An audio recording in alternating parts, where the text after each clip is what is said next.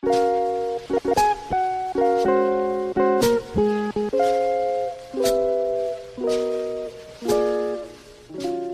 doy la bienvenida. Hoy es 7 de octubre, lunes de la 27ª semana del tiempo ordinario. Suplicamos la intercesión en la memoria obligatoria de la bienaventurada Virgen María del Rosario. Hoy es un día especial porque recordamos a la bienaventurada Virgen María del Rosario, una advocación profundamente querida en la Iglesia. Su historia nos lleva al corazón de la fe cristiana y al poder transformador que tiene el rosario, esa hermosa oración que acompaña a los fieles en la meditación sobre la vida de Cristo a través de los ojos de su Madre María. María, la Madre de Jesús, es conocida por muchas advocaciones, pero la del rosario tiene una historia especial. El rosario, tal como lo conocemos hoy, tiene sus raíces en las revelaciones a Santo Domingo de Guzmán, allá en el siglo XIII. Según la tradición, la Virgen se apareció a este santo español para ofrecerle el rosario como una poderosa arma espiritual en tiempos de confusión y herejía, particularmente en la lucha contra los albigenses. La Virgen María, nacida en Nazaret, hija de Joaquín y Ana, fue elegida por Dios para ser madre del Salvador. Su vida está íntimamente ligada a la historia de la salvación, y es en el rosario donde esta historia cobra vida para los fieles. Cada vez que rezamos el rosario, recordamos momentos importantes de la vida de Jesús y de María, desde la encarnación hasta la gloriosa asunción de María al cielo. En Colombia, la Virgen del Rosario es muy venerada, especialmente en Chiquinquirá, donde es conocida como la Virgen de Chiquinquirá. Su santuario es un lugar de peregrinación nacional y ella es considerada la patrona de Colombia. La devoción de la Virgen de Chiquinquirá se remonta a un milagro extraordinario ocurrido en 1586, donde una imagen deteriorada de la Virgen pintada sobre tela se restauró milagrosamente. Esta imagen sigue siendo el centro de una devoción que une a los colombianos con su fe y con la Virgen del Rosario. Pero la devoción de la Virgen del Rosario no se limita solo a Colombia. Ella es también la patrona de países como Guatemala y Venezuela, además de ser conocida en varias regiones de España, Italia y Filipinas, donde se la celebra con gran fervor. Uno de los milagros más recordados es el de la victoria de la batalla de Lepanto en 1571. La flota cristiana estaba en gran desventaja frente al Imperio Otomano y el Papa Pío V pidió a toda la cristiandad que rezara el rosario pidiendo la intercesión de la Virgen María. Sorprendentemente, la victoria fue para los cristianos y este evento se atribuyó a la poderosa intercesión de María, motivo en el cual se instituyó la fiesta de Nuestra Señora del Rosario el 7 de octubre. El rosario no es solo una serie de oraciones repetitivas, es una meditación profunda sobre los misterios de la vida de Cristo. Cada Ave María es una flor que se ofrece a la Virgen y cada misterio es una meditación sobre el amor de Dios manifestado en su Hijo. La Virgen del Rosario nos invita a sumergirnos en este misterio y al hacerlo, acercarnos más a su corazón y al corazón de Jesús. Por eso hoy, 7 de octubre, pidamos a la Virgen del Rosario que nos ayude a ser constantes en la oración, que nos guíe con su amor materno y que nos conceda la paz en nuestros corazones y en el mundo. Que al meditar en los misterios del rosario podamos ver nuestras vidas transformadas por el poder de la oración y la gracia de Dios. Amén. Le invito a disponer su oído, la mente también el corazón para proclamar el Evangelio propuesto para la liturgia de este día. Te proclamo la buena noticia de nuestro Señor Jesucristo según San Lucas, capítulo 1, versículos desde el 26 hasta el 38. En aquel tiempo el ángel Gabriel fue enviado por Dios a una ciudad de Galilea llamada Nazaret, a una virgen desposada con un hombre llamado José, de la estirpe de David. La virgen se llamaba María. El ángel, entrando en su presencia, dijo: Alégrate, llena de gracia, el Señor está contigo. Ella se turbó ante estas palabras y se preguntaba qué saludo era aquel. El ángel le dijo: No temas, María, porque has encontrado gracia ante Dios. Concebirás en tu vientre y darás a luz un hijo, y le pondrás por nombre Jesús. Será grande, se llamará Hijo del Altísimo. El Señor Dios le dará el trono de David, su padre. Reinará sobre la casa de Jacob para siempre, y su reino no tendrá fin. Y María dijo al ángel: ¿Cómo será eso? Pues no conozco varón. El ángel le contestó: El Espíritu Santo vendrá sobre ti, y la fuerza del Altísimo te cubrirá con su sombra. Por eso el santo que va a nacer se llamará Hijo de Dios. Ahí tienes a tu pariente Isabel, que a pesar de su vejez ha concebido un hijo, y ya está de 6 meses, la que llamaban estéril, porque para Dios nada hay imposible.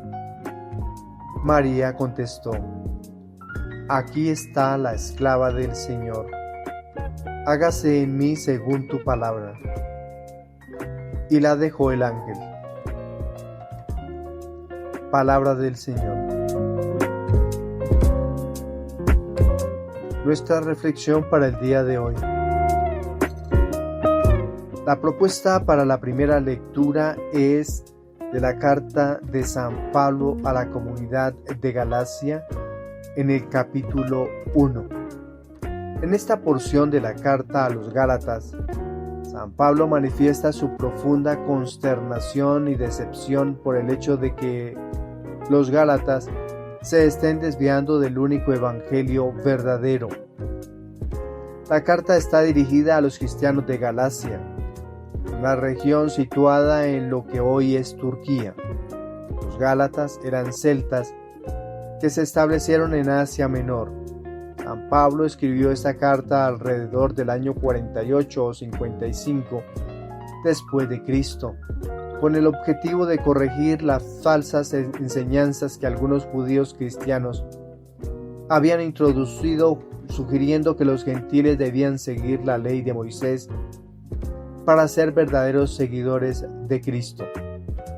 La insistencia de Pablo en que la salvación viene solo a través de la fe en Cristo, sin necesidad de las obras de la ley, es el tema central de la carta. El nombre Gálatas se deriva de los habitantes de esta región, los galos o gálatas, que fueron de origen celta.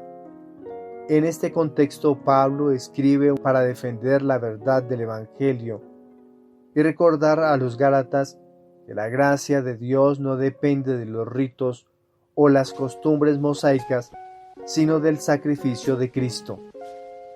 Profundicemos en sus versículos. Carta a los Gálatas en su capítulo 1, versículos del 6 hasta el 7. Me sorprende que tan pronto os paséis del que os llamó de la gracia de Cristo a otro evangelio, no que haya otro, sino que hay algunos que os perturban y quieren deformar el evangelio de Cristo. Pablo no oculta su asombro al ver que los Gálatas están cayendo tan rápido en las enseñanzas erróneas. La palabra griega metatiteste significa cambiar de lugar o trasladar, lo cual muestra que los gálatas están moviéndose de su fe original.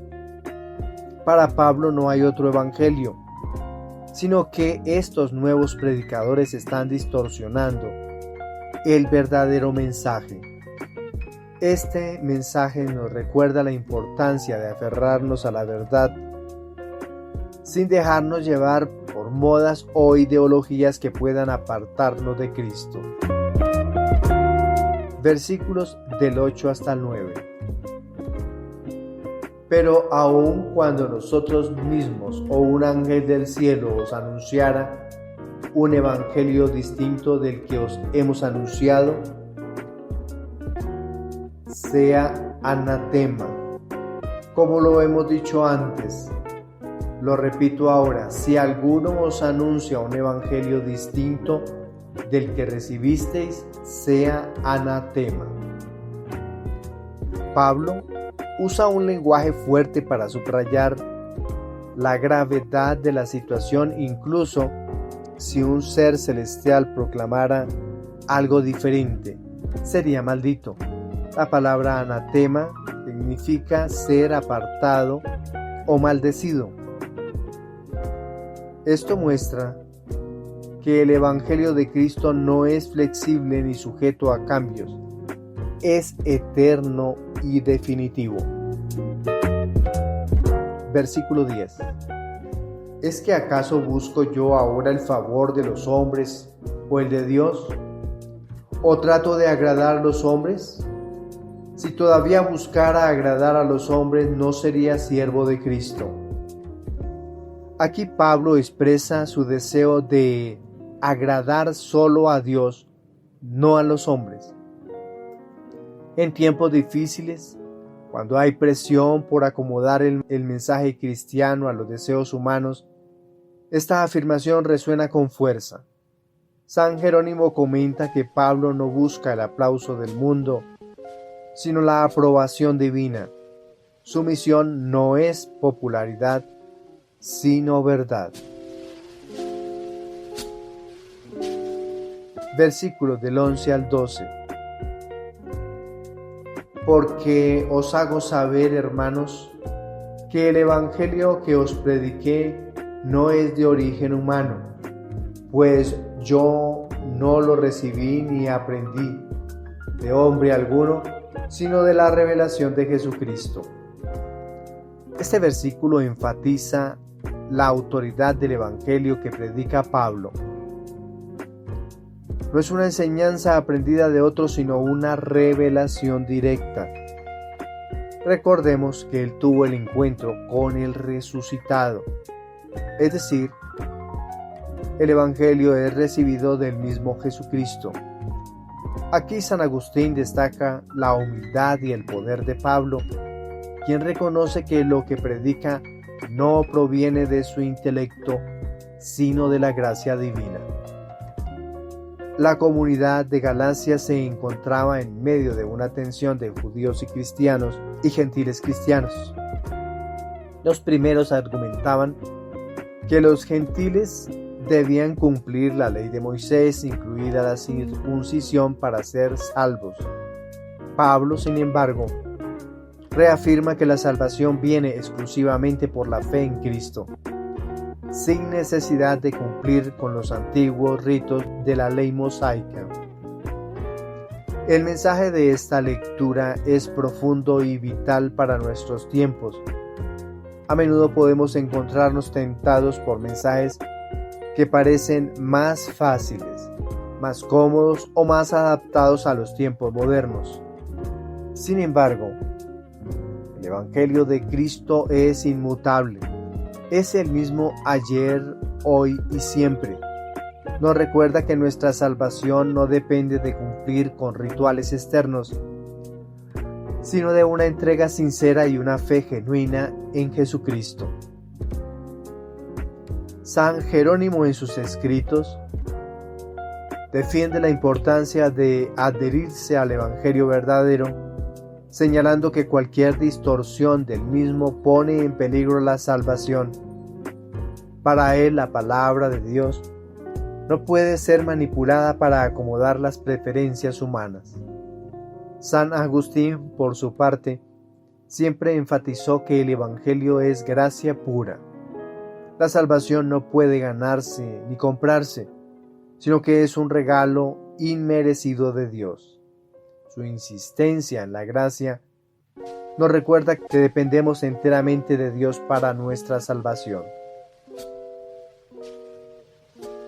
Por eso hoy pidamos al Espíritu Santo que nos dé la gracia de mantenernos firmes en el único y verdadero Evangelio de Jesucristo, que sepamos reconocer y resistir las enseñanzas falsas y que vivamos nuestra fe con confianza, sabiendo que es solo en Cristo donde encontramos la salvación y la vida eterna. Amén. En algunas iglesias se proclamará otra propuesta de lectura que es del libro de los Hechos Apostólicos en su capítulo 1, versículos del 12 al 14. Titularemos esta reflexión como la perseverancia en la oración en el cenáculo y el rosario como instrumento de unión con María. El pasaje de esta lectura, la cual les invito a hacer a partir de su Biblia o escaneando el código QR del póster de este video o de este podcast para que encontremos cada una de las lecturas. Este pasaje de los Hechos de los Apóstoles tiene lugar poco después de la ascensión de Jesús al cielo, que ocurrió 40 días después de la resurrección, que ocurrió entre el año 30 o 33 después de Cristo. Los apóstoles, obedeciendo el mandato de Jesús de permanecer en Jerusalén, según lo que dice el Evangelio de Lucas, en el capítulo 24, versículo 49, regresan desde el Monte de los Olivos, un lugar sagrado en las tradiciones judía y cristiana. La distancia que recorren es lo que está permitido caminar en sábado, aproximadamente 1 kilómetro, indicando que observaban todavía las leyes judías. Se reúnen en el cenáculo, el mismo lugar donde habían tenido lugar la última cena, esperando el cumplimiento de la promesa del Espíritu Santo. Un lugar muy cercano al templo de Jerusalén, y en el piso primero hoy en día se venera presuntamente la tumba del rey David. Este tiempo de espera es crucial, ya que muestra la profunda fe y confianza de los apóstoles en la palabra de Cristo. María, la Madre de Jesús, está presente con ellos, cumpliendo un papel de acompañamiento y unión en este momento clave para la iglesia naciente. El cenáculo no solo es el lugar de la última cena, sino también el de Pentecostés, donde se derramara el Espíritu Santo sobre los apóstoles, marcando el nacimiento de la iglesia. Aquí vemos un claro paralelismo con la devoción a María a través del rosario, en el que los misterios de la vida de Jesús se meditan en presencia de su madre, quien fue testigo y cooperadora en el plan de salvación. Este pasaje que hoy hemos proclamado es rico en simbolismo y muestra varias dimensiones clave de la vida de la iglesia. Entre ellas tenemos la perseverancia en la oración, la importancia de la unidad, la presencia de María, el cenáculo, lugar de reunión y esperanza.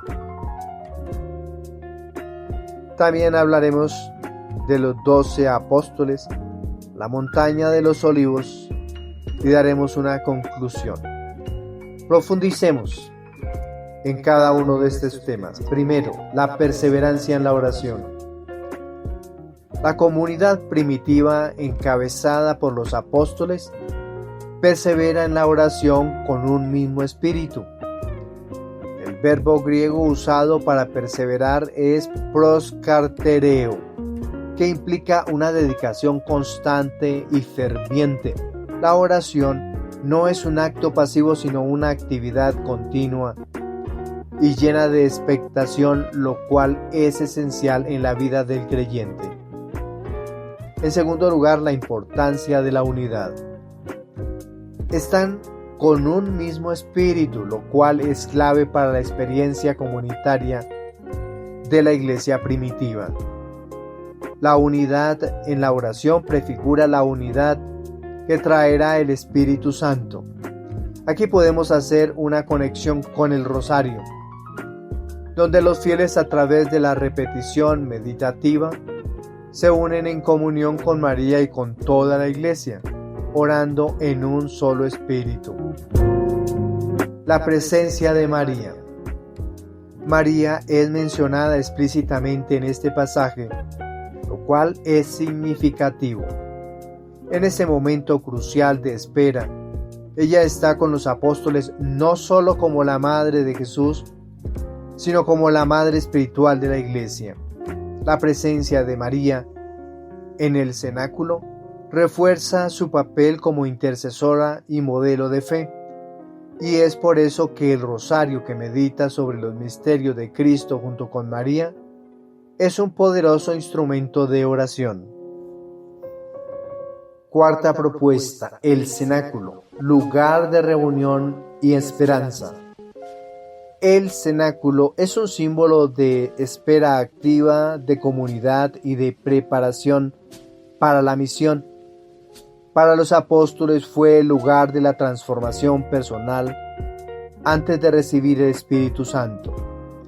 Hoy en día, el rosario puede ser visto como nuestro cenáculo espiritual, donde nos preparamos y nos unimos para recibir las gracias de Dios. Los 12 apóstoles, el número 12 representa la plenitud y la totalidad del pueblo de Dios, evocando a las 12 tribus de Israel.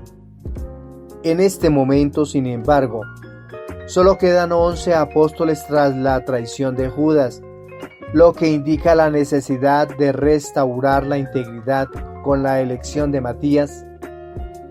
Más adelante, en el libro de los Hechos de los Apóstoles, en el versículo 26. En la espiritualidad mariana, los misterios del rosario son 20, sumando los 5 misterios gozosos, dolorosos, luminosos y gloriosos, reflejando también un ciclo completo de meditación. Y nuestro último tema propuesto, la montaña de los olivos. Este lugar está cargado de simbolismo, ya que es el sitio donde Jesús ascendió al cielo. En la tradición bíblica, las montañas son lugares del encuentro con Dios, de revelación y de oración. El rosario, a su vez, es una montaña espiritual donde los creyentes se encuentran con Dios a través de la meditación de la vida de Cristo. Desde otra perspectiva, este pasaje resalta la importancia de la esperanza activa y la oración perseverante. Los apóstoles no solo esperaban pasivamente la venida del Espíritu Santo, sino que se preparaban a través de la oración en comunidad. La inclusión de María subraya la importancia de su papel en la vida de la Iglesia y su conexión con la misión del Espíritu Santo. Es esencial notar que este pasaje conecta la expectativa del Espíritu Santo con la misión de los apóstoles. El hecho de que se mencionen algunas mujeres junto a María sugiere que la comunidad cristiana primitiva incluía tanto hombres como mujeres, lo cual refuerza el carácter inclusivo de la Iglesia. Algo distinto en la comunidad de los judíos, donde hacen sus encuentros de manera individual. Por un lado hombres y por otro lado mujeres. El rosario es una forma de unirnos a los apóstoles en el cenáculo. Así como ellos perseveraban en la oración, también nosotros al rezar el rosario perseveramos en la meditación de los misterios de la vida de Cristo con un espíritu de expectación. María, que estuvo presente en el cenáculo, sigue estando presente en nuestras vidas a través de su intercesión y cercanía. San Agustín comentó en varias ocasiones sobre la importancia de la oración continua y la unidad en la fe. Él destaca que la oración comunitaria no solo une a los que están presentes físicamente, sino también a todos los que forman parte de la Iglesia a lo largo del tiempo. En este sentido, el rosario es una oración profundamente comunitaria, pues al rezarlo, nos unimos con María y con toda la Iglesia. ¿Qué podemos concluir de este pasaje del libro de los Hechos Apostólicos en su capítulo 1, versículos del 12 al 14? Nos invita a reflexionar sobre la importancia de la perseverancia en la oración, la unidad en la fe y la presencia de María en la vida de la Iglesia.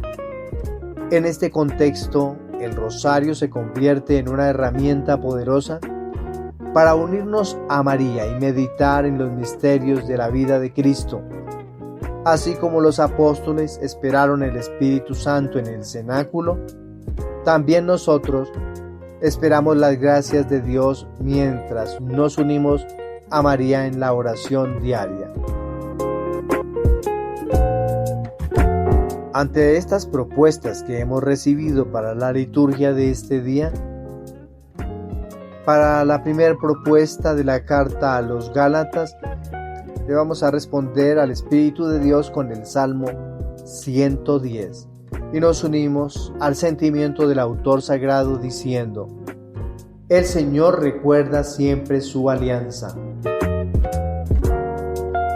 El Salmo 110, titulado Elogio de las Obras Divinas, está estructurado como un poema acróstico basado en las 22 consonantes del alfabeto hebreo. Su disposición poética tiene el objetivo de facilitar la memorización y la reflexión profunda sobre las obras de Dios, invitando al pueblo a reconocer su grandeza. La naturaleza acróstica también refleja el orden divino, yendo desde el Aleph hasta el Tav, simbolizando la totalidad del conocimiento de Dios. El libro de los Salmos, en hebreo Tehilim, significa alabanzas. En este caso, el Salmo 110 forma parte de los salmos reales, en los que se alaba a Dios como rey y sacerdote.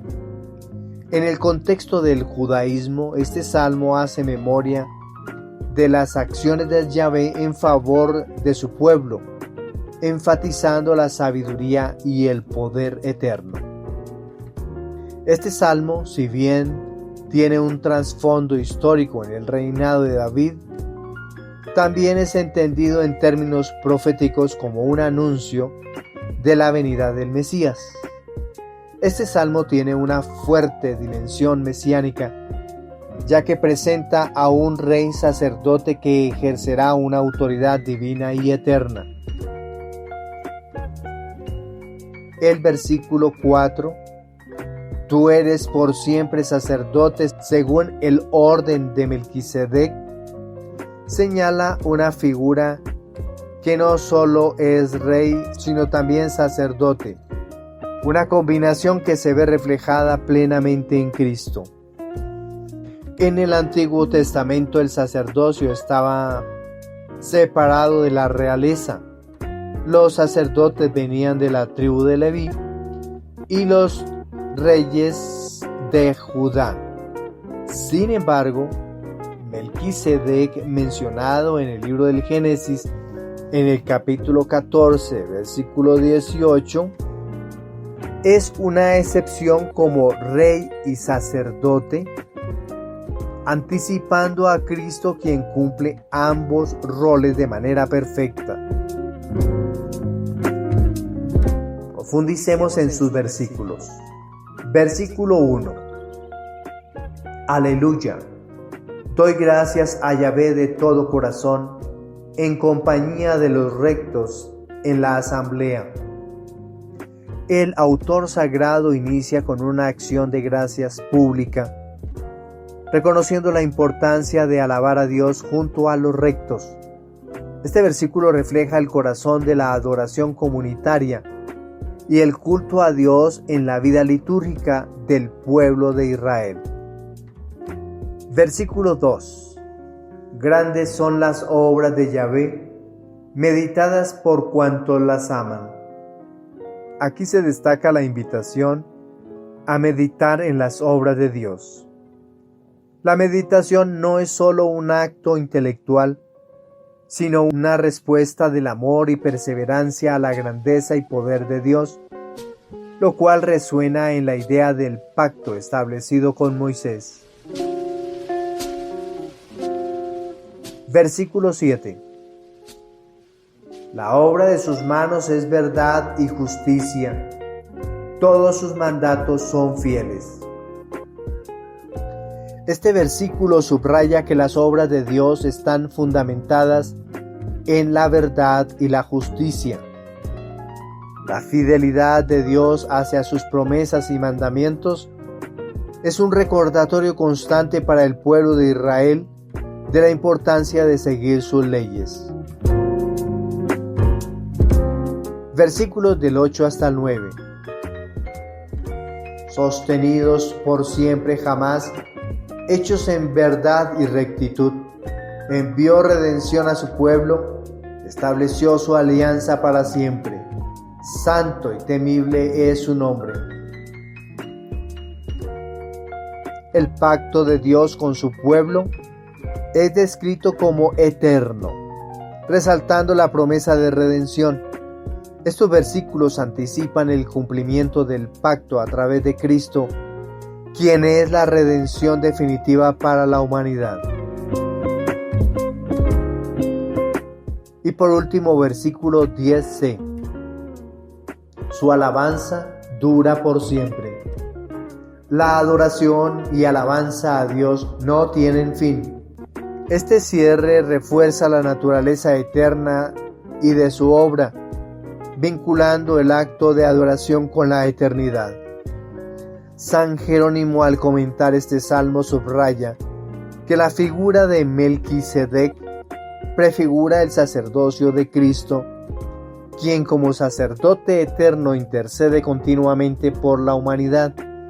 El vínculo con el orden de Melquisedec refuerza la idea de un sacerdocio que no depende del linaje humano, sino que es instituido directamente por Dios. San Agustín, por su parte, interpreta este salmo como una revelación clara del reinado de Cristo sobre el pecado y la muerte. Para Agustín, el enemigo bajo los pies, que encontramos en el versículo 1, se refiere a la victoria definitiva de Cristo sobre Satanás y sus poderes. El Salmo 110 es un llamado a recordar las obras de Dios y a vivir en constante alabanza. Nos enseña que la fidelidad de Dios hacia su pueblo no tiene fin y que Cristo es el cumplimiento de la promesa divina de redención. El reconocimiento del poder eterno de Cristo como Rey y sacerdote es la clave para una vida de fe sólida y confiada. En la actualidad, este salmo nos invita a mantener viva la memoria de las maravillas de Dios. Al recordar sus acciones, fortalecemos nuestra relación con Él, reconociendo su sabiduría, bondad y poder. ¿Qué podemos concluir del Salmo 110? Este himno nos ofrece una imagen rica de la soberanía de Dios, manifestada tanto en la historia de Israel como en la figura de Cristo. Es un salmo que invita a la alabanza, no solo por lo que Dios ha hecho, sino por lo que continuará haciendo en nuestras vidas.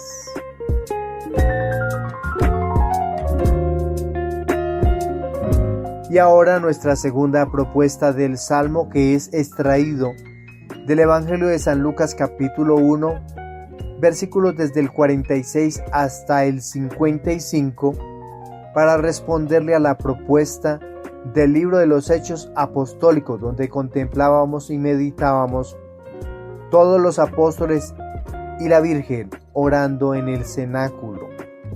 Nos unimos ahora al sentimiento del autor sagrado San Lucas con esta frase antífona: Bienaventurada eres, Virgen María, que llevaste en tu seno al Hijo del Padre Eterno. Esta parte que hoy vamos a reflexionar como el Salmo es el Magnificat, la alabanza de María y la reversión de las fortunas que nos propone el Evangelio de San Lucas. El texto de San Lucas, también conocido como el Magnificat, es una oración, un cántico de alabanza que pronuncia la Virgen tras su visita a su prima Isabel, quien la bendice por haber creído en las palabras del ángel Gabriel sobre el nacimiento de Jesús. En este cántico María expresa su gozo por la obra de Dios en su vida y en la historia de su pueblo. Se le considera uno de los cantos más importantes del Nuevo Testamento y a menudo se utiliza en la liturgia de las horas. Este cántico tiene el tono y la estructura de un salmo, motivo por el cual se le conoce como el Salmo de la Virgen. El Magnificat se inspira en el cántico de Ana, la madre de Samuel, que tenemos nosotros consignado en el primer libro de Samuel, en el capítulo 2, los primeros 10 versículos, y refleja una tradición de alabanza en el Antiguo Testamento, donde los siervos de Dios glorifican su poder y su acción salvadora.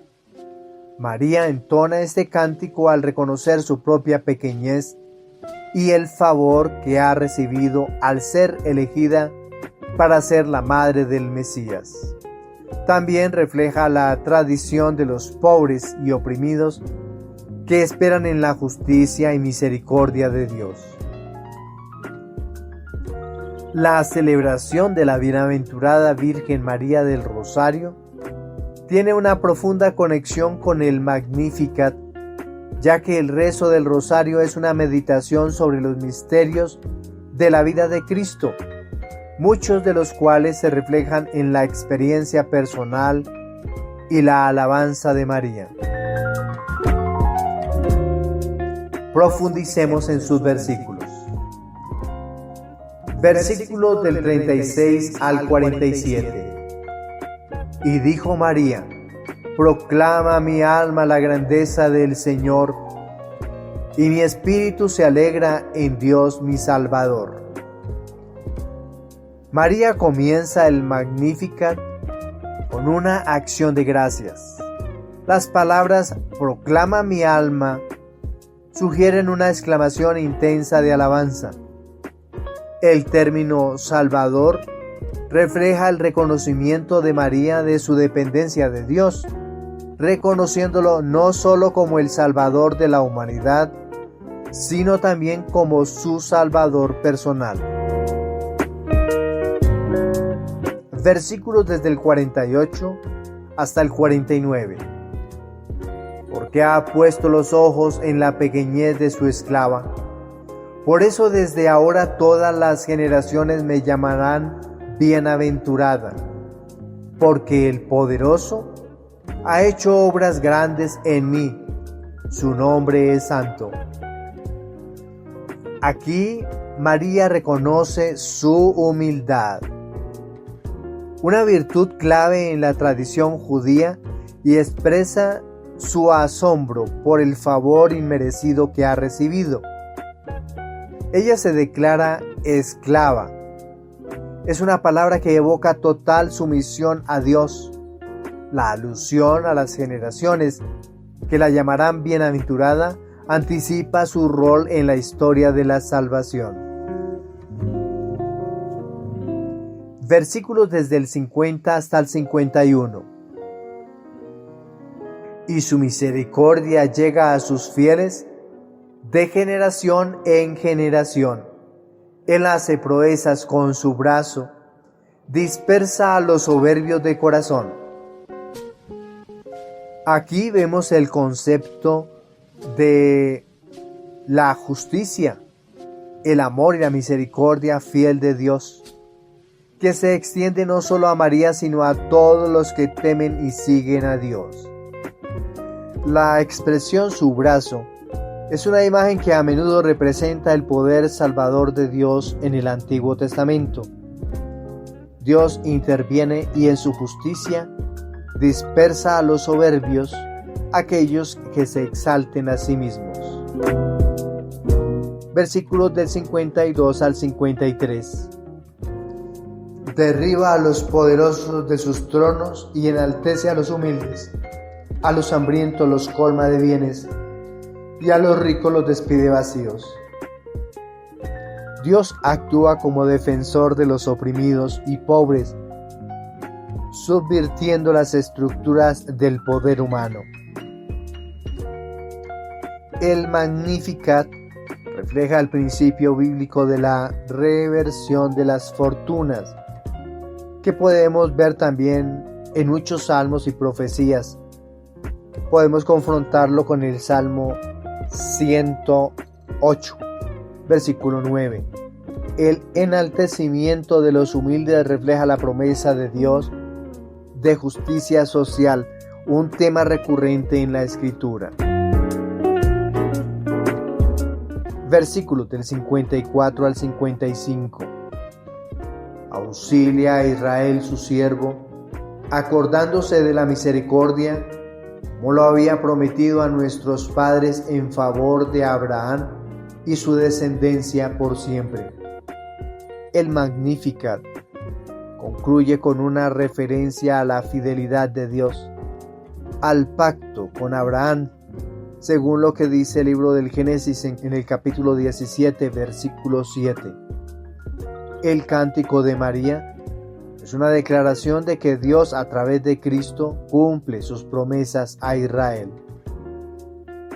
San Agustín ve en el Magnificat una expresión de la alegría perfecta, del alma que alaba a Dios por sus maravillas. Destaca que María en su humildad fue exaltada y que la alabanza verdadera nace del reconocimiento de la grandeza de Dios y la propia pequeñez. San Jerónimo resalta la conexión entre el Magnificat y el Cántico de Ana. Para él, María es el ejemplo perfecto de cómo la humildad y la entrega total a Dios son recompensadas. Jerónimo subraya que el Magnificat es una profecía en acción porque María proclama lo que Dios hará a través de ella y su Hijo. El Magnificat, en el contexto de la fiesta de la Virgen del Rosario, nos invita a meditar en la obra de Dios, en la vida de María y cómo ella se convierte en un modelo de humildad, fe y obediencia. Así como María meditaba en los misterios de la vida de Cristo, los fieles son llamados a hacer lo mismo a través del rezo del Rosario. El Magnificat es un recordatorio constante de que Dios mira a los humildes y actúa en favor de los pobres, llevando justicia y misericordia al mundo. La propuesta del Evangelio. Nuestra primera propuesta es del Evangelio de San Lucas en el capítulo 10 para reflexionar hoy la feria correspondiente al lunes de la 27ª semana del tiempo ordinario. Hoy meditaremos los versículos del 25 al 37, donde hablaremos acerca de la parábola del buen samaritano y titularíamos este acto como Amor sin límites. El tema central de este texto de San Lucas es la misericordia universal frente a las limitaciones culturales y religiosas. Jesús nos enseña que el amor hacia el prójimo debe trascender cualquier barrera social, étnica o religiosa. En tiempos de Jesús, samaritanos y judíos mantenían una enemistad histórica. Los samaritanos eran vistos como heréticos y ritualmente impuros por los judíos debido a sus diferencias teológicas y de culto. Al presentar a un samaritano como el héroe de la parábola, Jesús desafía las convenciones culturales y religiosas de su audiencia. Este escenario también resalta la idea de que el amor de Dios no está limitado por fronteras humanas. El camino de Jerusalén a Jericó, conocido por su peligrosidad debido a la presencia de ladrones, simboliza la vulnerabilidad del hombre ante las adversidades de la vida. La respuesta del sacerdote y el levita, que pasan de largo para evitar la impureza ritual, al tener contacto con la sangre, contrasta con la acción del samaritano que, movido por la misericordia, pone en práctica el verdadero amor al prójimo. San Agustín ve en esta parábola una alegoría de la redención. El hombre herido representa a la humanidad caída en el pecado. El samaritano es Cristo, quien baja a socorrer a la humanidad herida, y la posada representa a la Iglesia, el lugar de sanación y cuidado hasta la segunda venida de Cristo. San Jerónimo enfatiza el rompimiento de las barreras étnicas y religiosas que Jesús realiza. En su comentario subraya que el verdadero culto a Dios no consiste en seguir reglas externas como evitar la impureza ritual, sino en actuar con misericordia, que es el cumplimiento pleno de la ley. Profundicemos en sus versículos.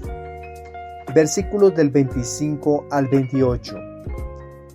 Le invito a ir a este texto bíblico en su Biblia, o para tener acceso a estas líneas podemos ir a escanear el código QR que aparece en el póster de este video o podcast, y allí están incrustadas los textos bíblicos que corresponden al día de hoy. Versículos 25 al 28. Empieza el versículo 25 diciendo: se levantó un legista. El legista pregunta a Jesús qué debe hacer para heredar la vida eterna.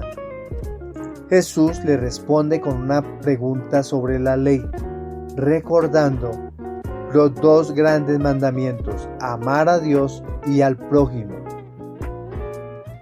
Nómicos en griego se refiere al legista o experto en la ley, alguien profundamente conocedor de la Torá. Versículo 29. Pero él, queriendo justificarse, dijo a Jesús: ¿y quién es mi prójimo? El legista, intentando justificar su propia justicia, pregunta quién es el prójimo, lo que introduce la parábola. Prójimo en griego, plesión, que implica proximidad, pero también relación social y afectiva.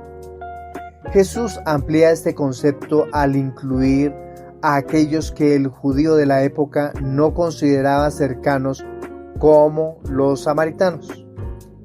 Versículos del 30 al 32. Jesús narra la historia de un hombre atacado por ladrones, ignorado por un sacerdote y un levita, representantes de la ley y la tradición religiosa.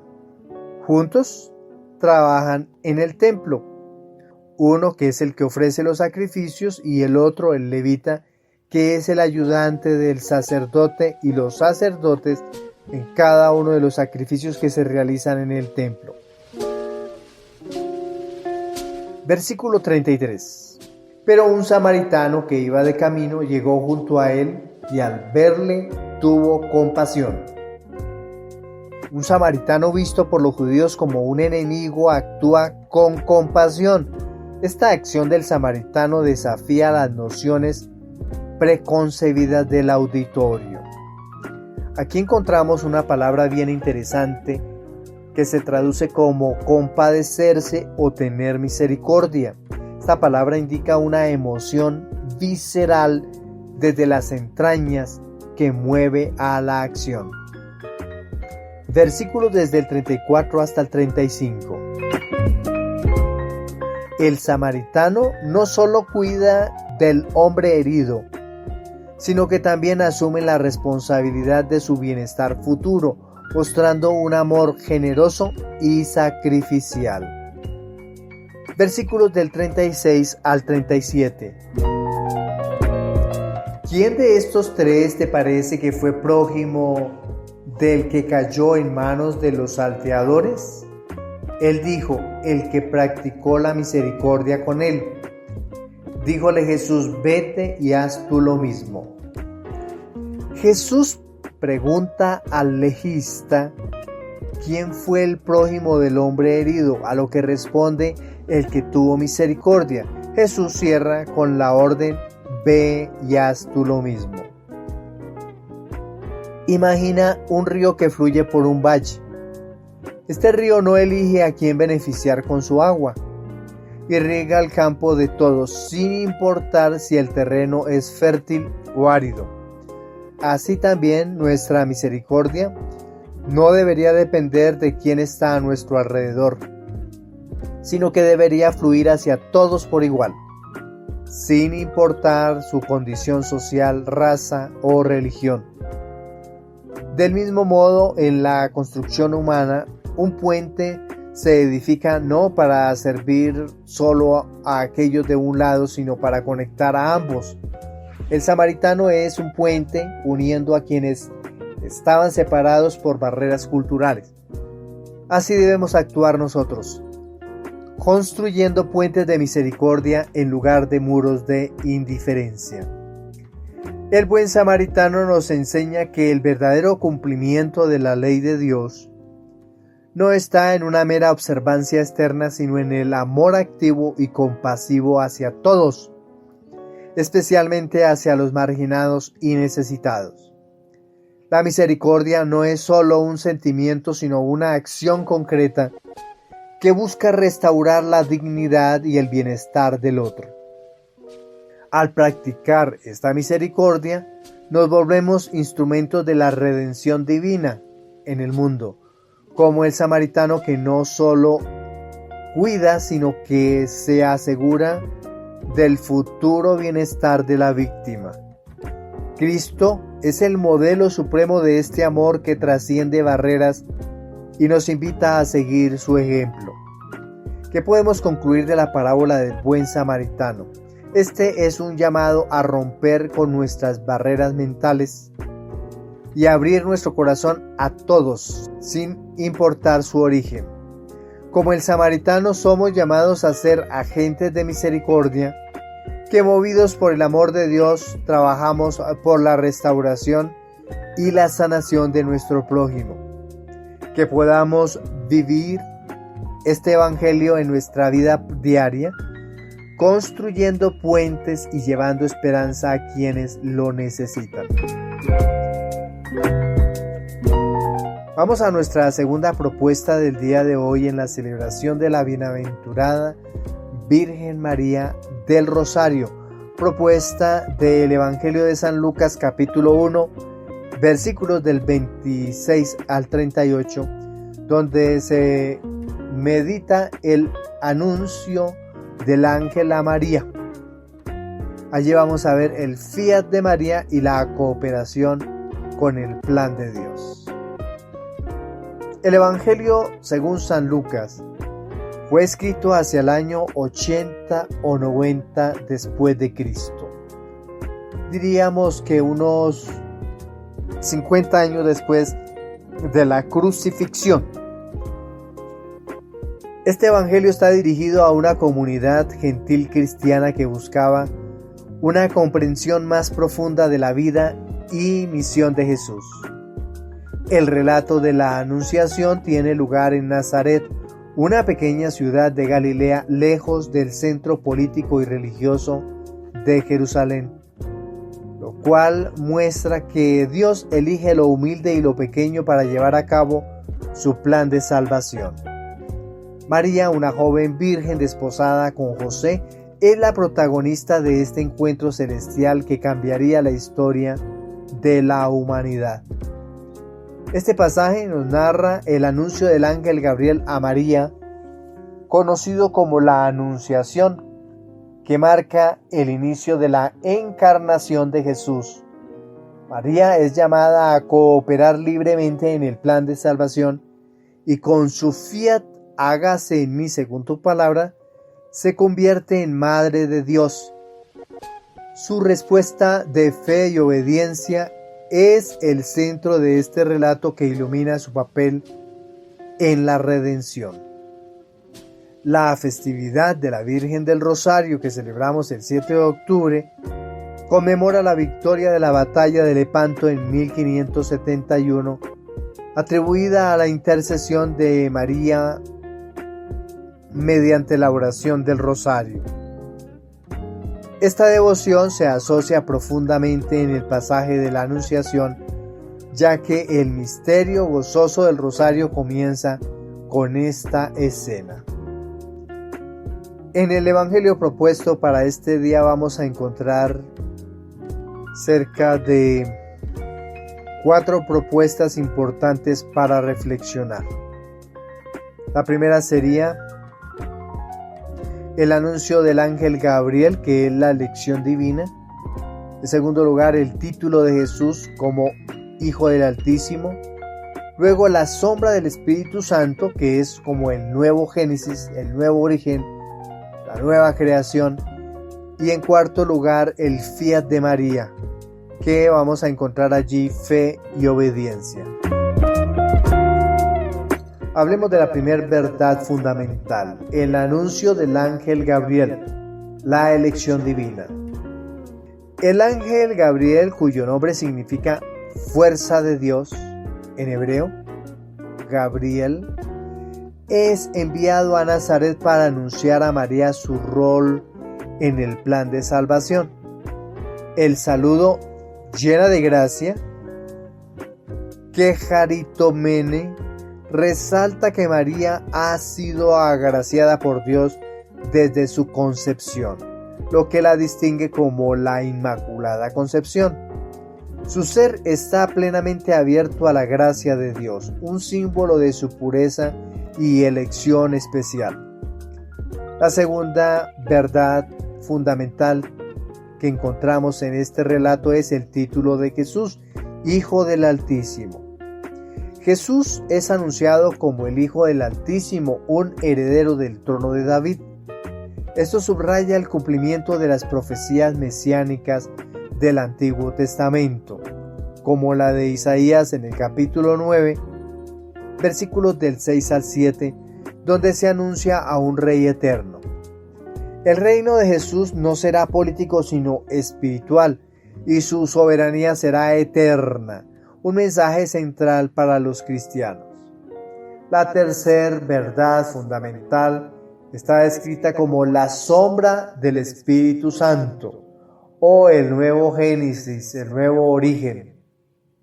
Cuando María pregunta, ¿cómo será esto? Pues no conozco varón. Gabriel le responde que el Espíritu Santo vendrá sobre ella y el poder del Altísimo la cubrirá. Aquí, el verbo griego episkiazo significa cubrir con sombra. Es el mismo que se usa para describir la presencia de Dios sobre el arca de la alianza que nosotros encontramos en el libro del Éxodo, en el capítulo 40, versículo 34. Esto señala que María es el nuevo arca, portadora de la presencia divina. En cuarto lugar encontramos el fiat de María, que es la respuesta de María, hágase en mí según tu palabra.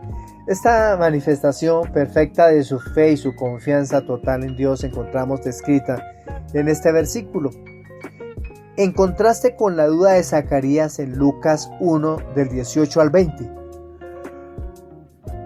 María no exige pruebas, sino que se entrega con plena confianza. Su fiat es un modelo de fe y entrega para todos los creyentes. En este párrafo encontramos nosotros el número 6. La anunciación tiene lugar el sexto mes, que representa un tiempo incompleto. En el séptimo mes el plan de Dios se cumplirá plenamente con el nacimiento de Juan el Bautista, quien preparará el camino para el Mesías. Este número simboliza el tiempo de espera antes del cumplimiento. Encontramos también algo bien importante. La ciudad de Nazaret es una pequeña ciudad marginal. El hecho de que Dios elija un lugar tan humilde para el anuncio del mayor evento de la historia de la salvación subraya el valor de lo pequeño y lo sencillo a los ojos de Dios. La anunciación no solo es el inicio de la vida de Jesús, sino también el inicio de una nueva era en la relación entre Dios y la humanidad. María es el nuevo Eva, cuya obediencia repara el daño causado por la desobediencia en el jardín del Edén. Su fiat abre el camino a la redención. Este texto nos invita a ver a María un modelo de fe para los creyentes. Ella es la figura de la iglesia, que también ella está llamada a ser portadora de Cristo al mundo. San Jerónimo destaca cómo María, al recibir la palabra del ángel, no solo concibió a Cristo en su vientre, sino que lo aceptó primero en su corazón. Hoy, en la fiesta de la Virgen del Rosario, somos invitados a contemplar el misterio de la Anunciación en nuestra propia vida. El Rosario es un medio poderoso de unirnos a María en su misión de llevar a Cristo al mundo. Al rezar el Rosario, no solo meditamos los misterios de la vida de Cristo, sino que nos unimos al sí constante de María, repitiendo con ella: hágase en mí según tu palabra. Que como somos invitados a la perseverancia, seamos inspirados a ser perseverantes en nuestra oración y a confiar en el plan de Dios, imitando a nuestra Madre María, Reina del Rosario. Para todos un feliz día, feliz comienzo de semana laboral, que Dios nos siga colmando de su alegría como también de su bendición. Felicidades.